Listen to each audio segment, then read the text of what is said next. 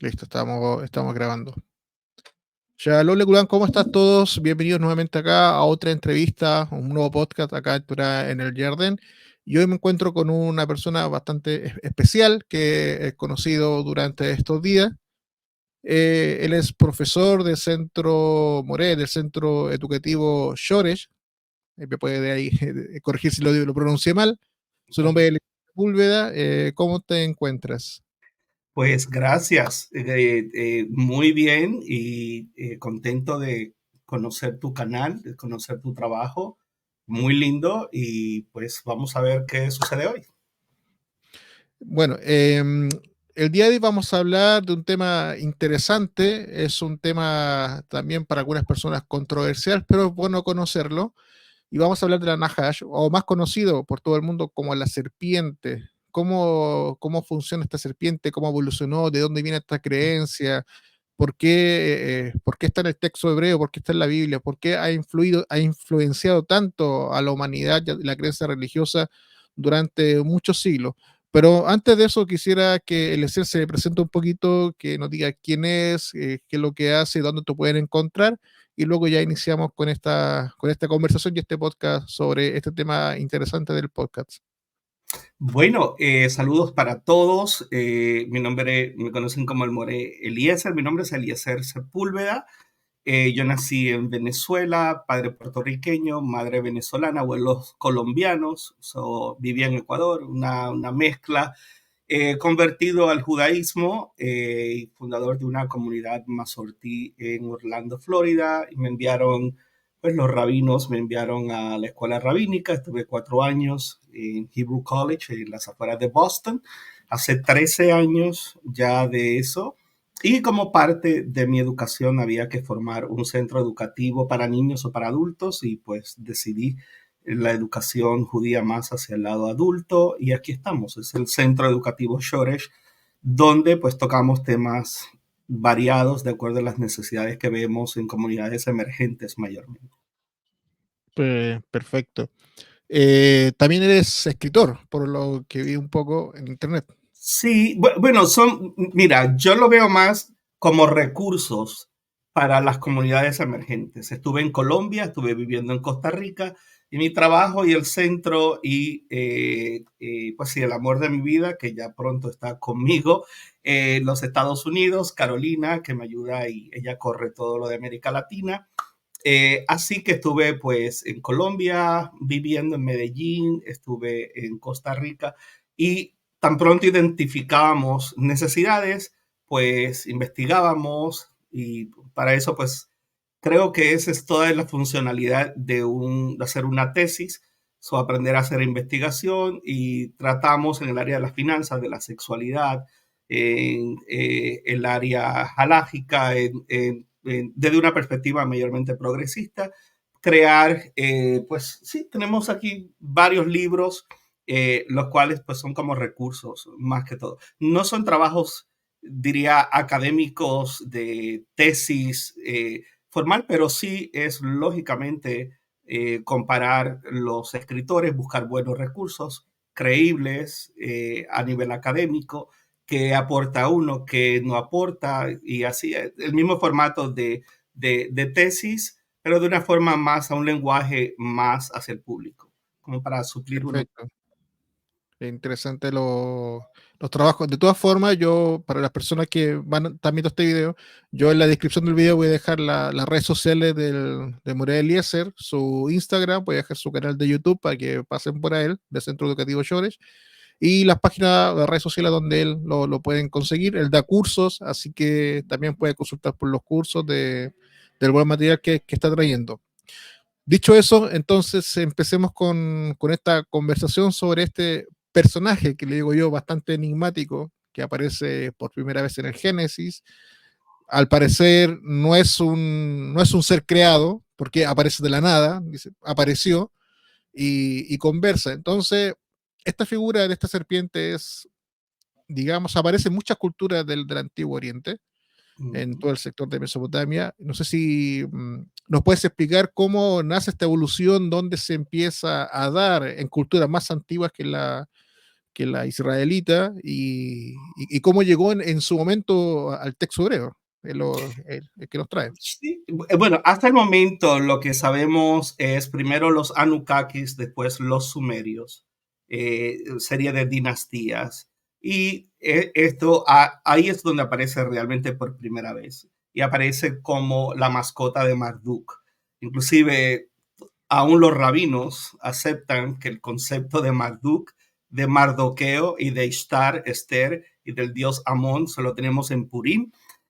¿Cómo llegó? Bueno, las teorías que hay es el zoroastrianismo y el exilio babilonio, el pensamiento persa, cuando Babilonia fue conquistada por Ciro el Grande y bueno, ahí surgieron un montón de evoluciones. Eso es en el área, en el Enuma Elish, en Gilgamesh, vamos a ver la serpiente robándole después de tanto trabajo que el hombre pasa para tener la vida eterna, ¡boom! Le roban el vivir, le roban lo más preciado, ¿no?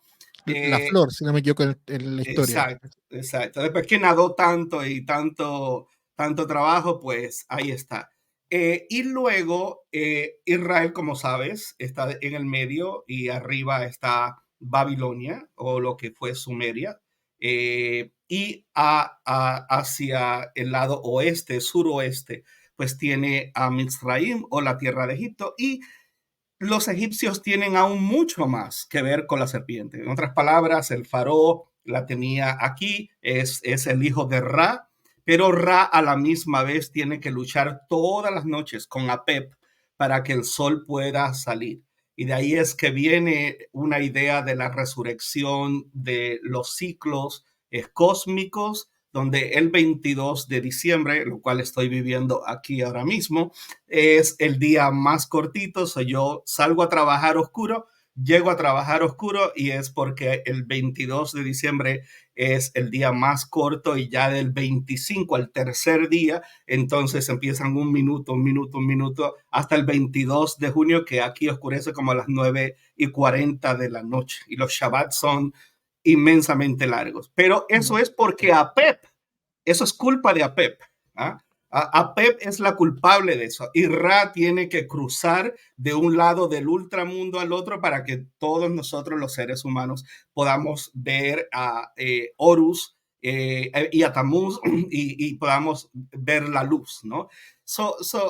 Vemos cómo Israel, estando en el medio, recibe de ambas culturas. Y otro concepto que a lo mejor lo discutamos un poquito más adelante es el concepto de lo que se conoce seraf, de donde sale la palabra serafines, ¿no? Y es este concepto que el arte, la Torá, igual que los cristianos lo hicieron con los mensajeros y le pusieron angeloi, en la traducción de la Septuaginta, y después en la Edad Media se le pone alas. Nosotros hicimos lo mismo con el arca del pacto en cierta forma, y nunca pensamos que entre esas 6 alas lo que hay es una serpiente. No es un ser angelical, un ser humano, es una serpiente, ¿no? No sé si quieres que continúe o lo hablamos de ahí. Por lo Sí, menos esa es la influencia externa. sí, para las personas que tal vez están acostumbradas a otro nombre de Apep, es la famosa serpiente Apophis, con la cual lucha todos los días, una lucha diaria para que el sol renazca nuevamente y no entremos en una época de oscuridad.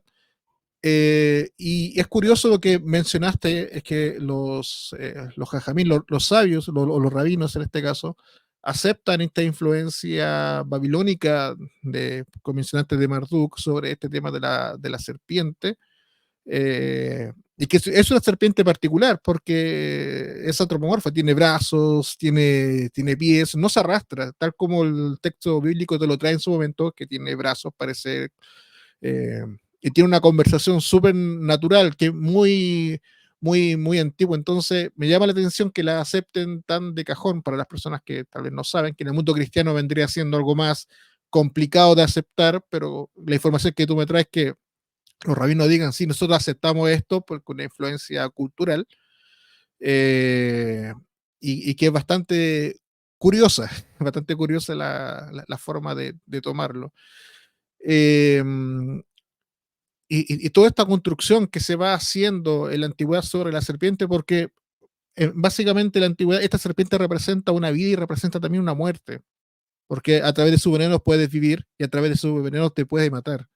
Y ya en la antigüedad ya se tenía este concepto, y la Biblia hebrea tiene una relación bastante importante, incluso para el Nuevo Testamento aparece también esta figura de serpiente, Ujú, que ya tiene una evolución teológica ya mucho más desarrollada, pero que viene de una base común desde la antigüedad, de estos serafines, como bien mencionaste, y, y que tienen alguna similitud con estos famosos que están en el arca, estos dos con alas, que algunos dicen que puede haber sido una serpiente, pero es interesante lo que trae, que los rabinos aceptan esta idea que uno debería pensar, pero ¿cómo van a aceptar esto? Es como, eh, ¿por qué deberían aceptar cosas de afuera? Bueno, sucede y pasa.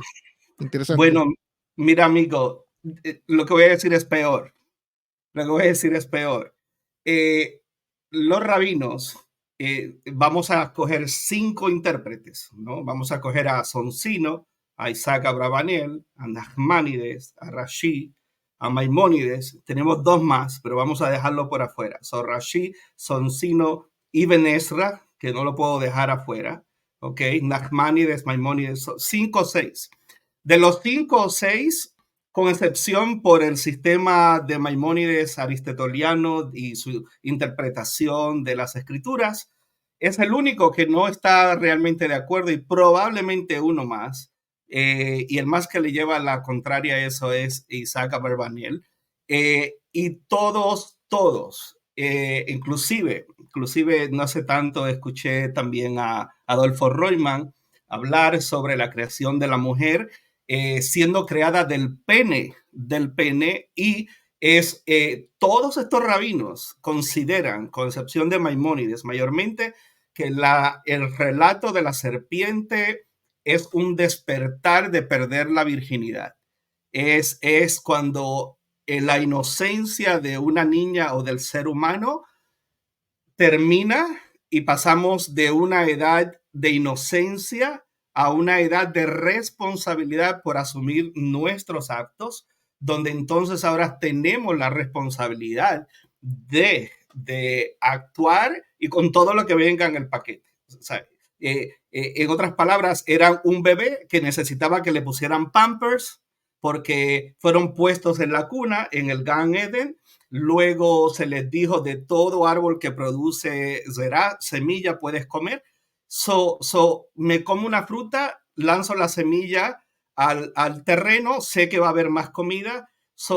Es el mismo cuadro de un bebé, ¿no? Tienes la cuna, perteneces a papá y mamá, estás cuidado, estás protegido, pero ahora es la pérdida de la inocencia. Y en Egipto vas a ver, a diferencia de Babilonia, vas a ver la serpiente caminando con alas, pero también caminando con pene, con, con, con, con el órgano masculino, inclusive cuando se habla en el capítulo 1 de que varón y hembra los creó, pues básicamente el clítoris de la mujer, el glande del hombre, los ovarios, los testículos estaban pegados. Esa es la visión que había. Más adelante dice, y dejará al hombre a su padre y su madre, y el verbo que usa es que se enganchará. Es cuando algo entra en algo y se engancha. Ese es el verbo que utiliza en hebreo. Es un lenguaje rabínico. Para el mundo cristiano, pues esto suena como a lo mejor, pero, pero para los intérpretes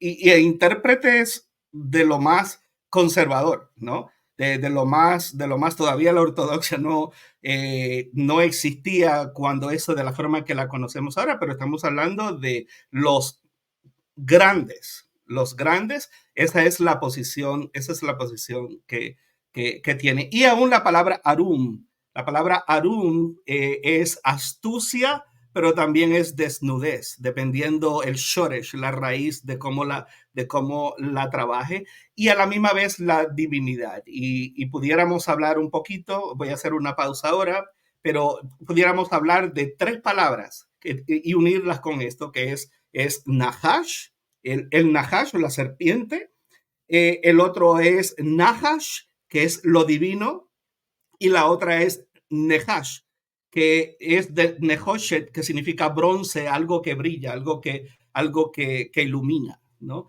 Lo cual se conecta también con serafines, que la diferencia entre las dos palabras, una proviene de Egipto, la otra viene del acadio, pero lo importante de todo esto, más que todo, es que la diferencia entre Nahash y Seraph es que Seraph son serpientes violentas. En inglés se llama a fiery serpent. No son pasivas. No es esta que está tratando de seducir, que está tratando de seducir a Eva, ¿no?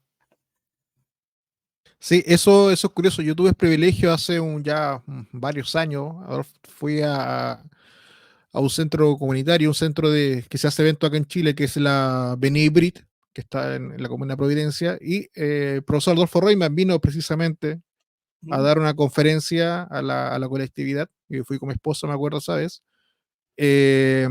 Precisamente el Nahash. Y menciona lo que tú estabas justamente mencionando, de este como encuentro sexual, digamos, íntimo entre la Nahash y Eva, que, porque el texto al parecer te da a entender que no es primera vez que conversan, que había una relación anterior. Entonces, deja el texto lo deja abierto, y lo otro es que interesante que mencionaste que hombre y mujer estaban juntos con en lo que trae el texto, es que una especie de, para que se entienda como hermafrodita, no sé si es la palabra Ujú. correcta, Sí, eso es. Ujú. Hermafrodismo, mm, sí. en el Midrash dice que Adán estaba mirándose un sector, Java hacia el otro, y cuando Dios los divide, se los coloca por el frente para que para que se Para conozcan y que se se vea. presenten, Sí. para que se vean.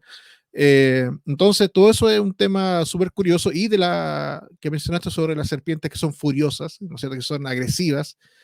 El texto no te presenta una serpiente agresiva. Recuerdo que las iconografías que presentaba el profesor Adolfo Reumann, una serpiente de pie muy alta, con forma humanoide, que es como la forma que se representaba en la antigüedad, y a lo largo del tiempo se ha representado la iconografía de esa forma, y siempre con ese ámbito medio sexual que Ujú. hay ahí, y que en realidad ese fruto no era este tal fruto del árbol, sino que se refería justamente, me gustó lo que trajiste, al tema virginal, digamos, de Eva, o con la mujer que se va a traer más adelante. Me gustó eso que lo trajiste, no recuerdo haberlo escuchado, de ese tema, que tiene que ver con Bueno, la pérdida de virginidad de Eva. sí, Acevedo, discúlpame, y se va a repetir no muy tarde atrás en el hasidismo también, con el asunto de Lilith y teniendo relaciones con Samael, básicamente el creador trayendo una nueva Eva, que al final es un tema completamente sexual, es un tema muy sexual, porque, y ahí es que viene el asunto, no es sexual por ser sexual, sino es que después, si te fijas, la demonología, la literatura de lo que es Mastema, Belial, toda esta gama de literatura que va a haber en Jubileos, en Enoch, en muchísimos siglos después, va a presentar más tema. Toda esta idea pecaminosa está íntimamente relacionada a los pecados sexuales. Y eso no es solamente en ese sector del judaísmo, sino que en el cristianismo el pecado principal de los 7 pecados capitales es precisamente la lascivia. Y es ver cómo y dentro de la demonología Lilith, pues, igual vamos a ver cómo se mantiene esa idea de la mujer en Afrodita. Afrodita tiene en los senos, tiene los senos por afuera y tiene la serpiente enredada aquí con la cara mirando hacia los pezones y tiene otra en las piernas mirando hacia su zona púbica. Pegada. Entonces, en todas las culturas, porque es que esto es interesante, los incas, los mayas, en la India, en la China, no hay una cultura que haya tenido conocimiento astronómico que su representación en las pirámides y en todo sea la serpiente. No existe una.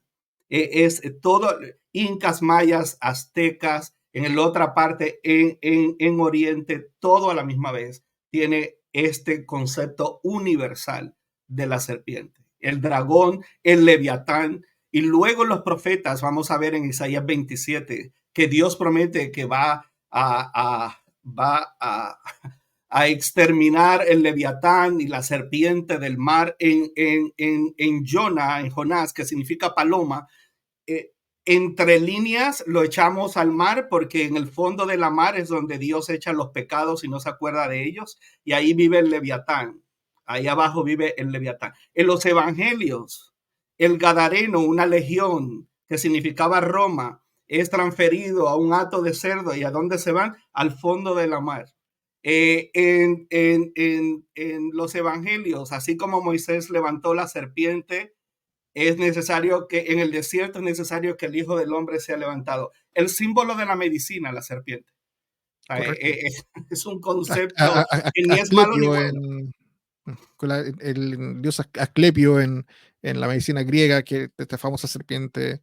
Curioso lo que estás trayendo, cuando mencionaste que esto se envía al fondo del mar. También recuerdo que la Torá dice que, bueno, los profetas dicen que Dios juega con el Leviatán, también menciona eso. Pero me llamó la atención cuando mencionaste esto de tirar las cosas al fondo del mar, porque me acordé de Ashlich en Rosh Hashanah, cuando hay que tirar las piedras. Tal vez, no lo sé, tiene ese simbolismo. No, estás 1000% correcto. Es una costumbre pagana que nosotros adquirimos, igual que el entrelazar la jalot. Sí. Lo único es que, como sabes, en el judaísmo, a diferencia del cristianismo, por más que los rabinos se opusieron a montones de cosas, quien gana es la mayoría.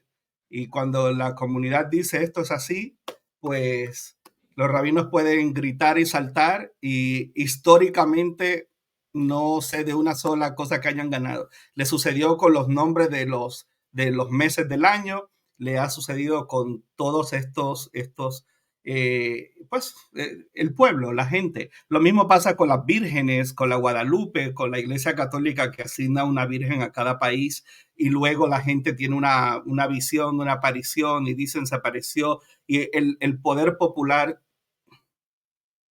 termina siendo Sí, folclore. es curioso. Bueno, el rabino Alejandro Bruch, con el que tengo el placer de estudiar los días sábados, dice: nosotros cacherizamos el conocimiento de la otra cultura y la hacemos apta para nosotros. Entonces nosotros somos la viva imagen de todas las culturas donde Israel le ha pasado. Si quieren saber de las culturas del pasado, aprendan judaísmo, porque van a encontrar muchas cosas de las culturas que ya no existen al día de hoy y que nosotros absorbimos, como los meses del calendario judío, y algunas costumbres, como la costumbre que no solamente una pincelada y salgo de acá. El tema de la llave que se hace en Pesach, la costumbre que viene de Europa, cosa que ahí está de donde vino, pero lo voy a dejar ahí para no entrar en ese tema y volver al tema de la serpiente. Yo sé que tú te manejas bastante en el tema de Qumran. No sé si Qumran, desde mi desconocimiento, habla o tiene alguna relación también con esta serpiente que es tan importante dentro de la cultura judía. Lo tiene hasta cierto punto, igual que la traducción que hubo en la Septuaginta, de donde sale el nombre Lucifer. El nombre Lucifer en sí no está en la Biblia, pero es el resultado de la traducción. Y no está mencionado directamente, pero te voy a dar una palabra que es la palabra Helel. Helel, y Helel significa brillo, un ser de brillo, como Nehoshet, que el bronce que lo pulen y resplandece, ¿no? Y vemos en en la literatura, en mucho de la literatura del Segundo Templo y de la literatura que se consiguió en los rollos del Mar Muerto, lo que hay es alusión, no a la serpiente per se, pero a las cualidades de la serpiente, ¿no? Y a la estrella, inclusive la idea mesiánica, inclusive Bar Kokhba, el hijo de la estrella, con Akiva en el 133 hasta el 135, es precisamente es el hecho del brillo. Decía en una clase hace poco que aún la idea del Mashiach, de bañarlo en aceite, es que en esa cultura, en nuestra cultura, en nuestros ancestros, había la idea del brillo. Y la serpiente es caracterizada por la palabra Nehoshet, e inclusive en Isaías, en Ezequiel, en los famosos pasajes que, tú que te movías en medio de la corte de Dios y te vi descender como un rayo, cuando haces un análisis de la serpiente en Génesis con Ezequiel, con Isaías, tanto en la caída, el contexto es Nabucodonosor, ¿no? Pero dentro de tradiciones de fe que son fuertes en ese dualismo que se adquirió del zoroastrianismo, ¿no? Y el cual Israel tuvo que también pelear mucho. Isaías es el máximo exponente, dice, no, no, no, no, o sea, sepan hoy que Yud-Hei Vav-Hei es Dios y fuera de mí no hay otro, y yo soy quien crea el bien y la adversidad, aunque los rabinos lo cambiaron a Jacob para suavizar, que crea todas las cosas para suavizar todo, pero es esta idea que creo que es importante recalcarlo, que aunque hemos hablado todas estas cosas dentro del pensamiento teológico judío, la serpiente, lo que brilla, lo divino, en sí es algo que vive en nosotros, que puede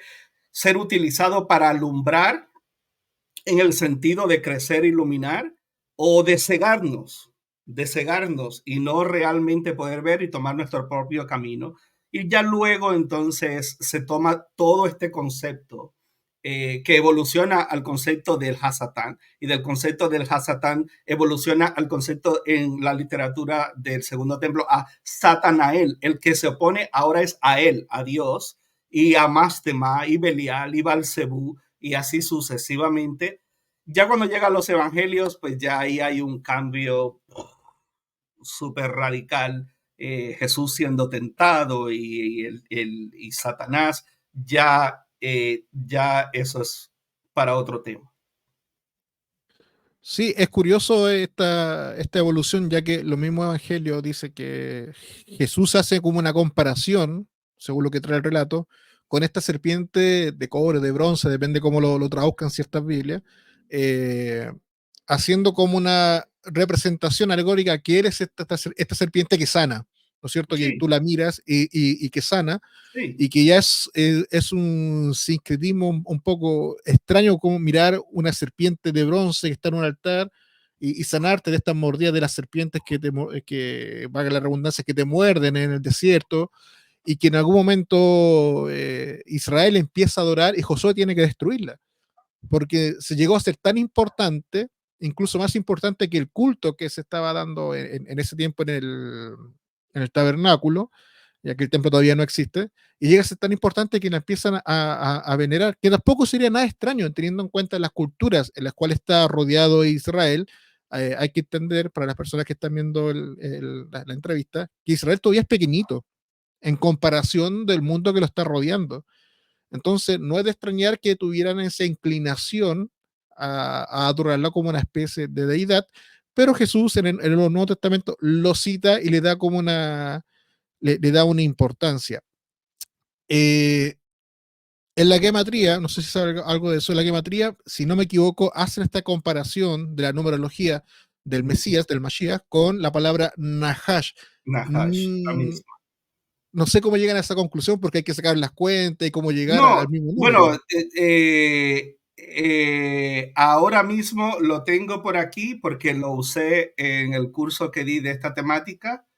tendría que buscarlo, pero sí, definitivamente hay 7 sistemas de gematría y al final es cierto, lo que acaba de decir es muy cierto, y es ese dualismo de Yetzer Tov y Yetzer Hara, de asumir responsabilidad, de que el despertar a la vida y a perder la virginidad, no en el sentido sexual, sino de enfrentarse al mundo y ya de no ser niños, eso es el asumir un estado de conciencia y una responsabilidad sobre nuestros actos. Y lo que hablabas también de ver la serpiente es precisamente por lo que estaba diciendo.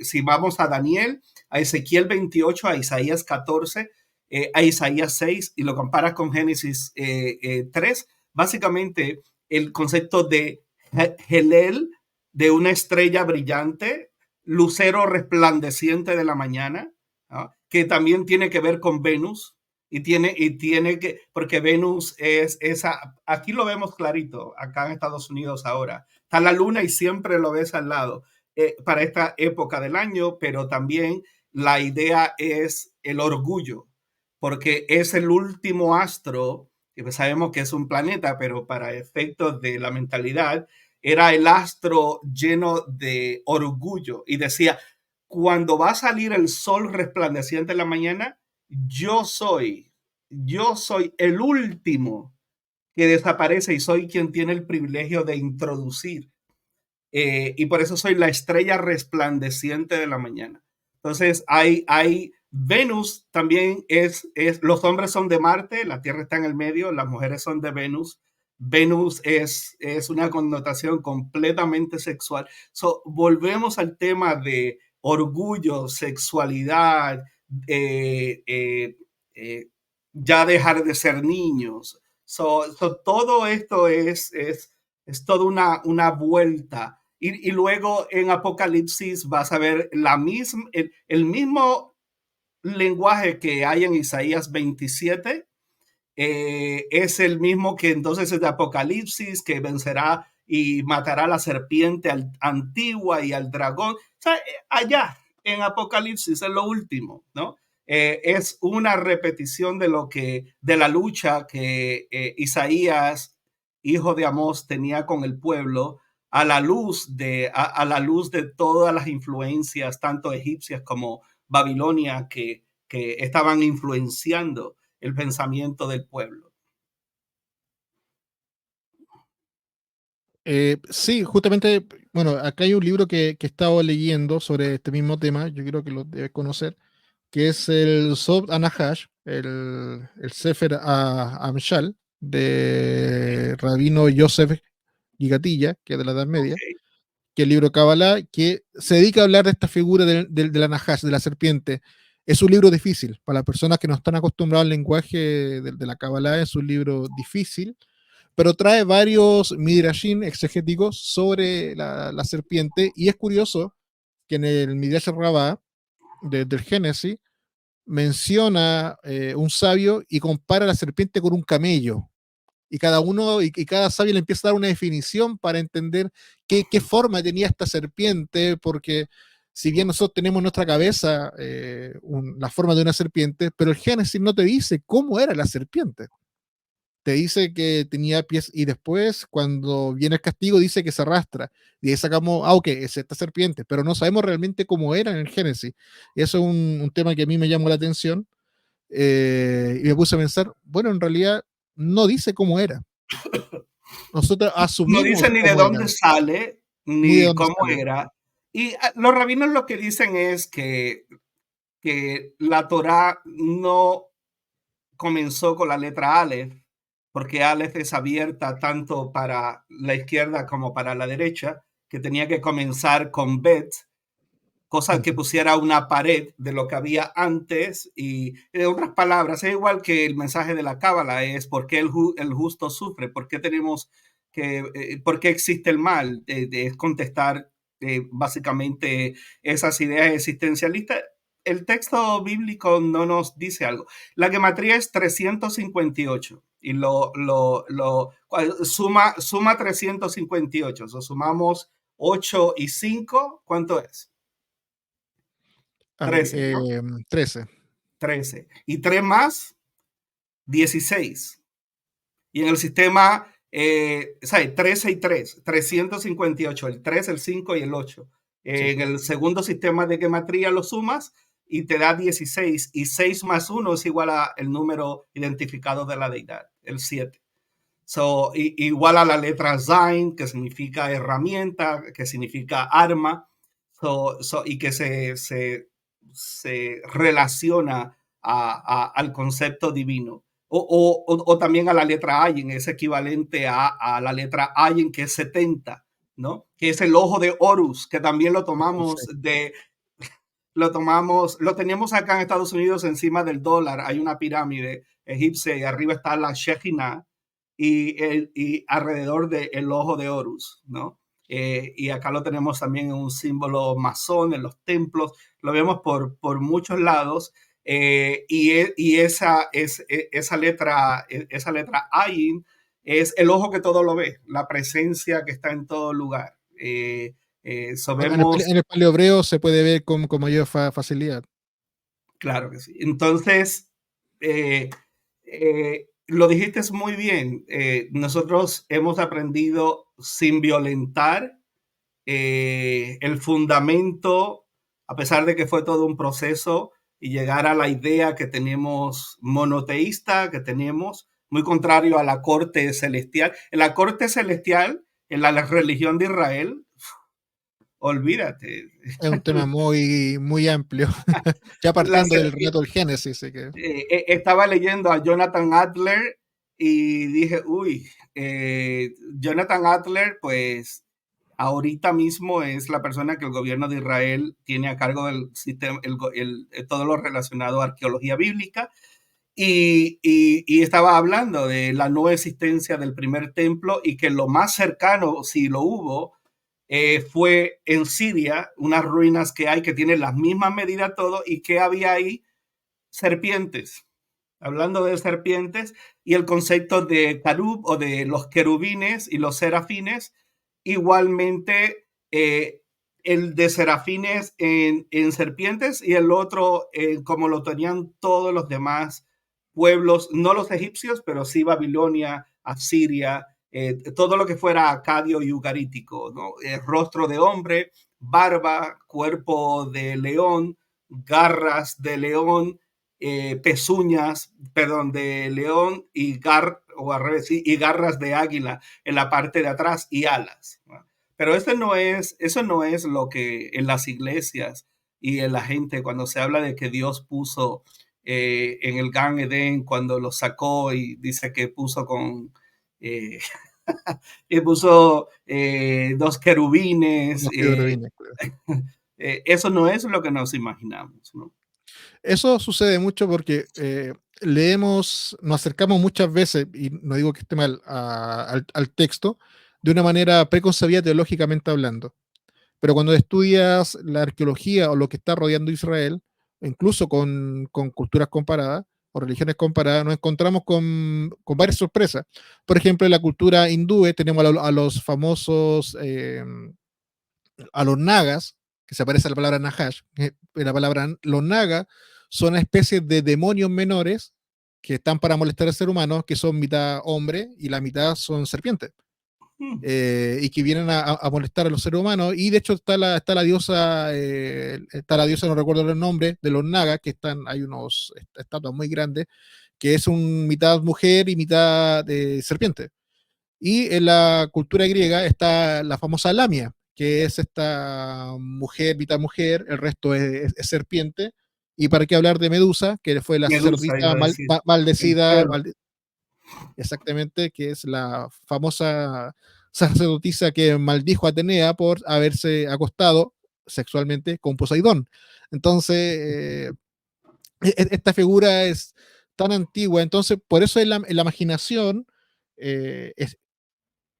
cuando uno intenta ver cómo pensaban en la mitología antigua esta serpiente del Génesis, lo más probable es que haya tenido esa figura antropomorfa de mitad tal vez humano o como reptiliano, como en internet que tú puedes ver, y el mitad del cuerpo escamoso.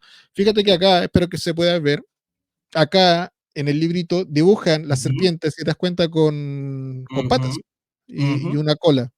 Entonces ya ujú. está esa idea de cómo pudo haber sido, y en Siria, como tú dijiste, y en toda la iconografía, las cosas que sabemos de los sumerios y los acadios, están estas famosas serpientes, iconografía muy famosa que están con una especie de librito colgando frente a un árbol.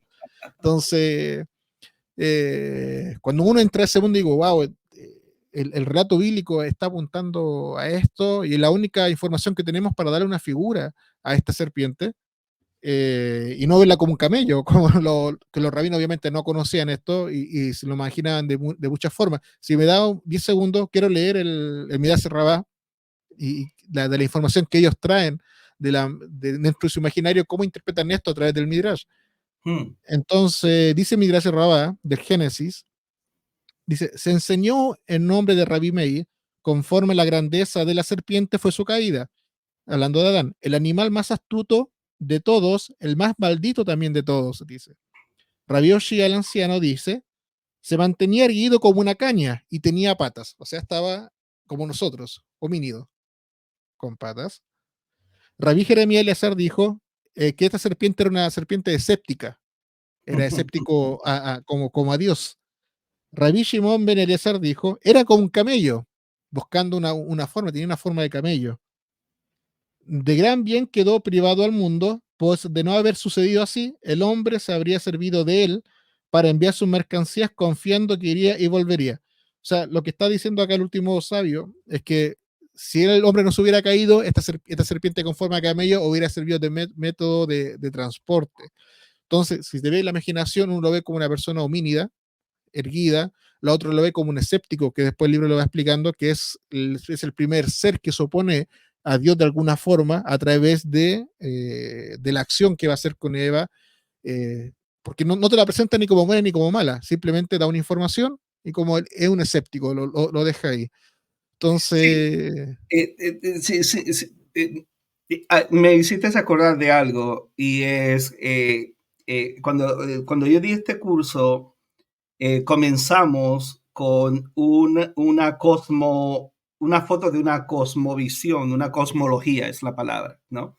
De el Sheol, las aguas de abajo, el Sheol debajo de la tierra, ujú, y cómo hasta antes del exilio babilonio, cómo era la percepción, algo así teológica, así, del pueblo de Israel, ¿no? Esa cosmología. Ahora, lo grande de esto es que el dragón, la serpiente, estaba debajo, en las aguas debajo de la tierra. Lo grande de todo esto es que no es solamente que no te dice quién la creó, sino que lo grande de esto es que a diferencia de lo que evoluciona en el Satán como un ministro en Job, ¿no? Como un parte de la corte celestial. Por el contrario, el Leviatán o el dragón es visualizado como algo que Dios no puede acabar. O sea, es algo que es como representativo de dos fuerzas que no nos van a decir cómo se formaron ninguna de las dos, pero que tenemos que trabajar con la realidad de estas dos entidades o estas dos fuerzas, aunque no sean entidades físicas, pero es en la conciencia, en la percepción de que, bueno, y eso es el problema. En primer año de escuela rabínica, una de las clases, recuerdo, que se llama theodicy, teodicidad. Si Dios es tan bueno y es tan poderoso, por qué permite que ¿por qué mal. permite el mal? ¿Y por qué no acaba con el mal? Si promete que va a matar a la serpiente, pero ¿por qué deja que la humanidad sufra tanto tiempo cuando al final dice que lo va a hacer? ¿Será una profecía aspiracional o es que Dios no lo puede hacer? Y esos son debates teológicos de teodicidad que realmente pues hasta el día de hoy no han tenido, se discuten, pero se dejan precisamente ahí. Lo Más que dejamos en todo la un, responsabilidad de uno, ¿no? lo dejamos ahí en el Major Locket, lo dejamos ahí en la discusión. Solo que quería comentar para las personas que tal vez no entendieron la parte que estábamos hablando de gematría, es la especie de numerología de cómo el judaísmo más místico intenta buscar dentro de lo oculto, que es el famoso Sot que está en la Torá, a través de esto, del estudio de las letras, llegar a conclusiones que uno puede encontrar entre líneas y no exclusivamente en el texto literalmente, sino que uno va entrando y es una forma exegética que tienen los sabios de Israel para que entiendan en la parte que estábamos explicando los números, la Nahash con el Mashiach y todo eso. Eh, Otra cosa que tiene en particular esta serpiente es que es el único animal que tiene la capacidad de razonar y hablar, además del hombre. Y pareciera que fuera incluso más inteligente que el hombre, según lo que dice el texto. Dice que es más astuto, tiene todo un lenguaje, tiene todo un planteamiento, tiene todo un desplante que no lo vemos en Adán, lo vemos con la serpiente y la forma de cómo habla. Entonces, esta capacidad que se supone que solamente tiene nombre, lo tiene el hombre, perdón, también la tiene este ser, que al parecer no lo tienen los otros animales, porque el otro animal que habló, pero porque Dios lo hizo hablar por un caso específico, fue con Bilam, Bilam. Ujú. pero esta serpiente no dice el texto que Dios la hizo hablar, sino que ya tenía la capacidad de hablar. Y eso es curioso porque no tenemos mayor información cómo tuvo esta capacidad de hablar. Y desde acá tenemos un montón de especulaciones. No sé qué dicen los sabios sobre esta capacidad especial que tiene la serpiente, al igual que el hombre, y la capacidad de razonar. Bueno, no, ahí no me voy a meter porque no tengo mucho que aportar. Los comentarios que he leído de los primeros 3 capítulos, de todos los que te mencioné, Ibn Ezra, más que todo lo que he leído se va en esa dirección, en tratar de reconciliar la creación del capítulo 1 con el capítulo 2 y lógicamente, en nuestro caso, como judíos mazortí, que creemos en la hipótesis documentaria, que no voy a enredar a la gente con eso, pues, Con Bajausen, ¿eh? pero al menos lo que sí con mucho cuidado voy a mencionar es que al menos eso nos da una flexibilidad un poquito más, ¿no? Ahora, en ver no me he metido ahí o no he encontrado dentro de esos comentarios ni de Ibn Ezra, ni de Rashi, ni de Maimónides. Bueno, Maimónides no voy a conseguir. Maimónides todo es alegórico y eso no es así. Pero sí, básicamente eso es lo que puedo decir. No me voy a Quiero, poner a especular. quiero hacer dos preguntas que a mí siempre me hacen.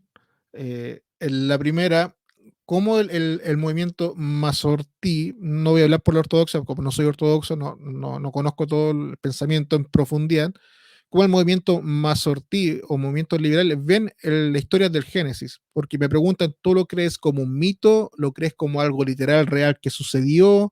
¿Lo crees como una especie de agadá, de una historia? ¿Cómo lo ve el movimiento Masortí este capítulo 1 y 2 del Génesis? Porque son al parecer historias distintas. ¿Cómo lo ven? ¿Lo ven como literal? ¿Lo aceptan como tradición? ¿O derechamente es parte de la mitología fundacional de Israel? Lo ve las 3 formas. Y eso es lo grande de ser mazortí y de ser también acá, diría, al menos en Estados Unidos, ser también reformista. Acá hay un seminario. Yo estudié en Hebrew College, pero hay uno que se llama Hebrew Union College, que fue el primero, porque el movimiento mazortí en Estados Unidos, no en Alemania, salió acá del movimiento reformista, ¿no? Con Correcto, el sí. banquete de Filadelfia y unos desacuerdos que tuvieron. Sí, y los camarones, pero no otra vez. Y después vino Schechter y después llegó tiempo después Abraham Joshua Herschel y definitivamente toma su camino, pero los tres. Soy judío, tengo una identidad colectiva, creemos que la Torá fue dada en Sinaí por revelación, las 3 columnas del judaísmo, la revelación es una de ellas principales. Ahora, eso es en el acuerdo de tradición de fe. En la academia, distinto. Pura mitología, ¿no? E hipótesis documentarias. Una cosa se separa lo textual, y cuando digo hipótesis documentaria, hay 4 versiones que se han ido mejoradas. Eso tampoco no es que se cree, las primeras 2 tienen muchos problemas, no es que las últimas 2 no los tenga, pero hacen mucho más sentido. Y ahorita mencionaste algo que largo para hablar, y es que mencionaste las influencias helenas.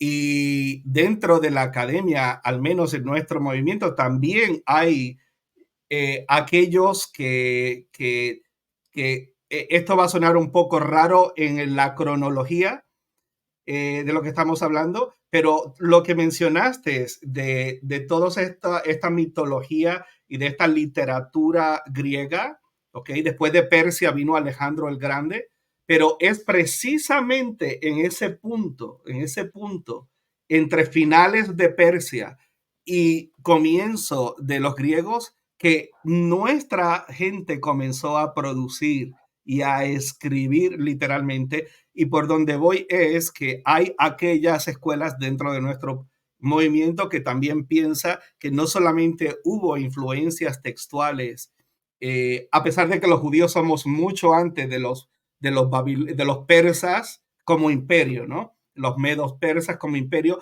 y de los griegos, pero a nivel literario hay aquellos que también tienen sus teorías de que prestamos de algún, no fue que ellos prestaron de nosotros, sino que nosotros prestamos de ellos de la misma forma que los sabios prestaron de los sistemas, el rabino Ismael y sus sistemas de interpretación, de la misma forma que siglos y siglos después Maimónides presta de Aristóteles, la misma forma que Filón de Alejandría presta de Filón.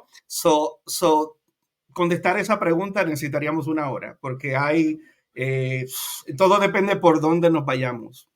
Sí, yo había escuchado eso y que sería lo más normal. Por la misma razón, Ptolomeo pide una copia de la Torá, que es la famosa Septuaginta, y es normal en el mundo griego que absorbiera parte de las creencias y las consideraban interesantes y las hacían propias, cosa de ver cómo absorben también dioses egipcios y los adaptan y de otras culturas. No es Bueno, y los nada, nada saduceos, extraño, el pensamiento heleno de los saduceos ¿correcto? es esto, el bima, la sinagoga. O sea, nosotros estamos llenos de todas esas influencias también, no Bueno, solamente la eso literatura. lo sabemos. Aquí en todas las líneas de judaísmo sabemos que tenemos esa influencia porque es normal cuando tú interactúas con culturas, es normal que suceda y en el siglo XIX, cuando se abre y nace el movimiento de la reforma, el lugar conservador tenía ese objetivo de abrirse y poder compartir con el mundo donde se estaba viviendo.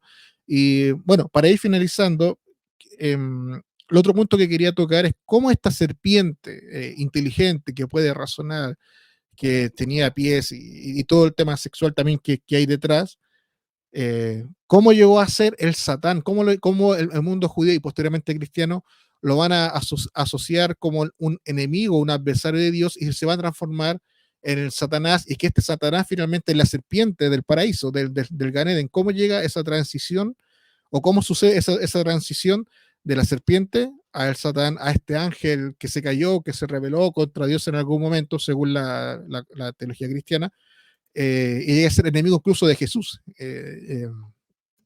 Por el tema de que la serpiente te va a morder el calcañar y tú le vas a pisar la cabeza, y de ahí sacan una especie de profecía mesiánica sobre este tema, de esta rivalidad del bien y el mal, o la rivalidad, si lo quiere llevar al mundo persa, de Ahura Mazda versus la otra deidad que no recuerdo ahora el nombre, del mal. Entonces, ¿cómo se, brevemente, obviamente no hay que hacerlo tan largo, eh, esta transición de esta serpiente que se transformó, o este ser se transformó en esta serpiente, cómo sucede esa transición Ok, en el tiempo? sí, rapidito, pero voy a reaccionar a lo que dijiste de Génesis 3:15, no me puedo quedar callado. No que esté mal, está muy bien, eso es lo que la cristología piensa. Eh, eh, Jacob, Jacob significa el talón de Dios, Jacob. Y la forma en que los rabinos visualizaron Génesis 3:15, estoy buscando aquí una del curso que di, algo que es donde para dar las fuentes. Eh, la Jacob en el relato tan fundamental de 20 años de tortura hasta que realmente enfrenta sus temores para poder convertirse en Israel, el príncipe de Dios. Israel significa el príncipe de Dios, ¿ok? En esa transición, los rabinos lo que ven es que tenía que vencer a el ángel o psicológicamente la entidad psico espiritual, ¿no? Como lo quieras poner, de vencer el ángel o la entidad que representaba a su hermano Esab, que es el padre de los edomitas, y luego en Midrash, mucho más tarde, inclusive los romanos, Kitim, aunque no de sangre, pero se va a ver a los edomitas, porque son rojos, se van a asociar con la sangre y la violencia del imperio romano. Y esto lo vamos a tocar también en el curso que, por cierto, comienza el miércoles sobre los rollos del Mar Muerto. Es precisamente la batalla de los hijos de la luz y de las tinieblas, pensando precisamente que esta simiente espiritual de Edom, de los edomitas, es Roma y es un sistema con el cual hay que pelear y es un sistema de iniquidad. Ahora, dándole hacia atrás, dos cositas. Estoy buscando, pero me voy a olvidar de esto y me voy a concentrar aquí rapidito. Hay dos factores. El primero es cómo Satanás afecta al ser humano, de dónde surge esa idea.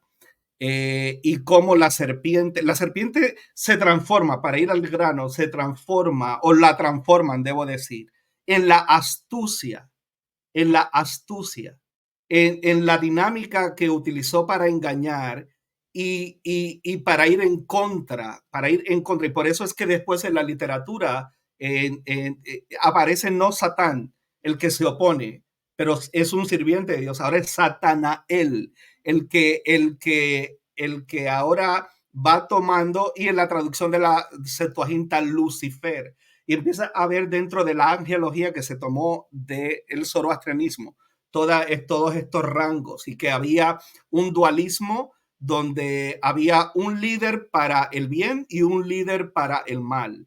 Ahora es algo antagónico. Luego esto se une con el gnosticismo, que es un poco más tarde, pero también con el platonismo a la misma vez. Todo esto se va dando en el mundo heleno a la misma vez, e Israel va absorbiendo todas estas ideas. Igual que está relacionado al Sheol, que luego tiene compartimientos, y a la medida que se va acercando a esto, se convierte en el seno de Abraham, y a la misma vez se convierte en el Gehenna o en el Gehinom, que es una especie de purgatorio. Entonces, todas estas influencias van viendo, igual que la demonología. ¿Y cómo surge todo esto? En el libro de la sabiduría de Salomón, de que tenía un anillo y recolectaba los shedim, los ponía a construir el templo, y la gente cree, e inclusive en los evangelios hay un pasaje que Jesús dice, el que está aquí es mayor que Salomón, ¿sabe? Y lo que está diciéndole a la gente es, si ustedes creen que Salomón es grande, el que está aquí es mayor que Salomón. ¿Okay? Eso es muy importante, un detalle. Pero ¿de dónde sale esto? Enoch. En Enoch es la primera, realmente, tanto en el eslavo como en el etíope, es la primera vez que encontramos que un ser celestial, para que la gente lo comprenda, ¿no? Un ser celestial puede tener coito, relaciones sexuales con una mujer, y puede entrar dentro de engendrar un hijo. Luego se va al Mabul, donde perecieron la mayoría de estas criaturas gigantes, que son el resultado del acto sexual de lo espiritual con las hijas de los hombres. Surge una raza de gigantes. Estos gigantes, los Nefilim, según esta literatura, la mayoría perecen y no son malos. Dice que eran héroes y o sea, no los sataniza. ¿Ok? Ahora, ¿de dónde surge toda esta idea de que la serpiente se transforma? Vamos a olvidarnos del Satanás de Job. Vamos a saltar a el opuesto a Dios por la influencia persa.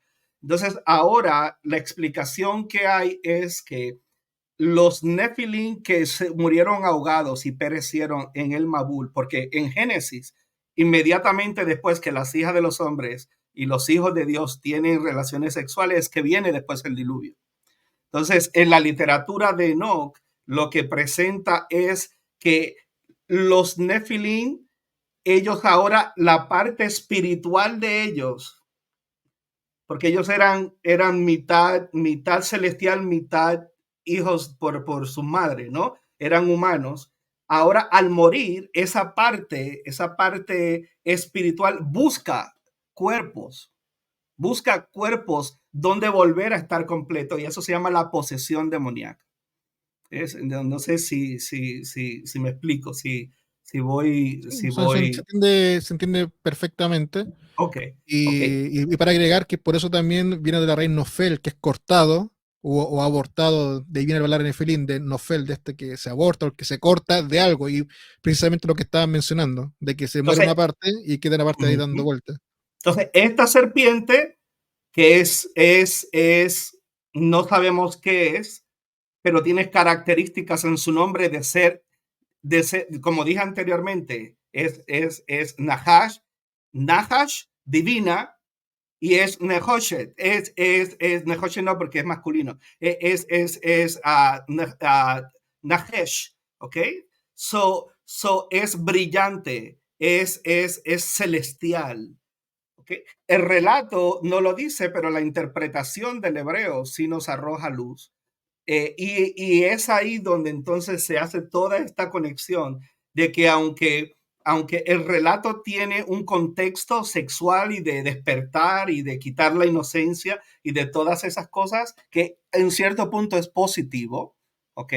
Y la forma en que yo le explico es que yo puedo comprarle a mi hijo una motora y a los 5 años decirle, papi, esta motora es tuya, ¿right?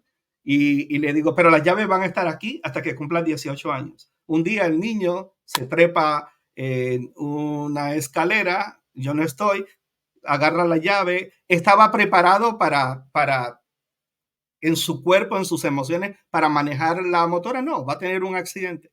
Entonces es distinto.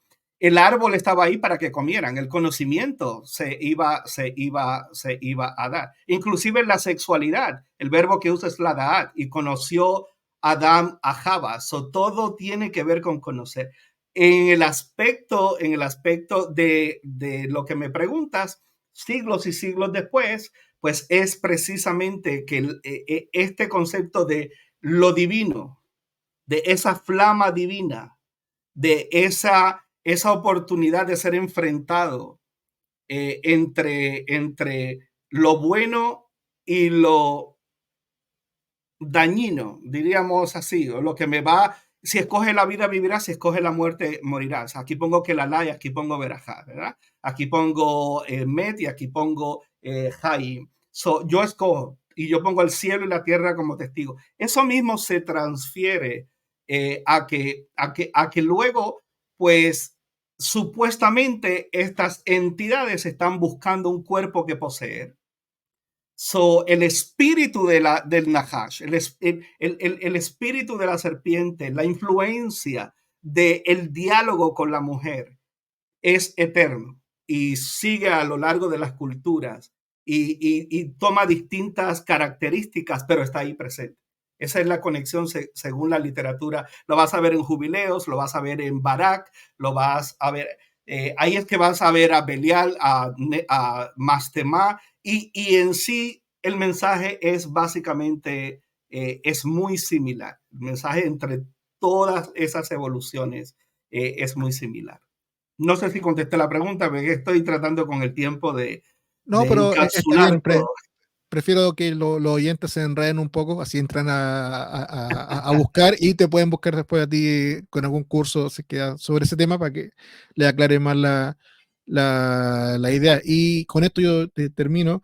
Es interesante lo que estás planteando y me recuerda mucho también a la mística judía, los escritos cabalistas sobre este tema y la literatura intertestamentaria que de la época del Segundo Templo, que escribe mucho de esto, especialmente en griego y algunas cosas en hebreo y arameo, obviamente, eh, buscando las explicaciones de esta figura tan enigmática que está en el libro de Génesis, que tiene la capacidad del hombre de razonar, hablar, pensar y tener una acción, y que yo creo que no vamos a tener ninguna respuesta clara sobre ese tema, no importa cómo lo leas, pero lo bueno es que nos hace pensar.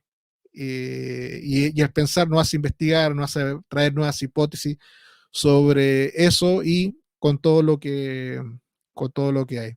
Eliezer, ¿dónde te podemos encontrar? ¿Cuáles son tus redes sociales para que las Sí, puedas bueno, en mencionar? Facebook, Eliezer Sepúlveda, a pesar de que tenemos una página en el centro, pero tengo 6,000 y pico de personas en la mía.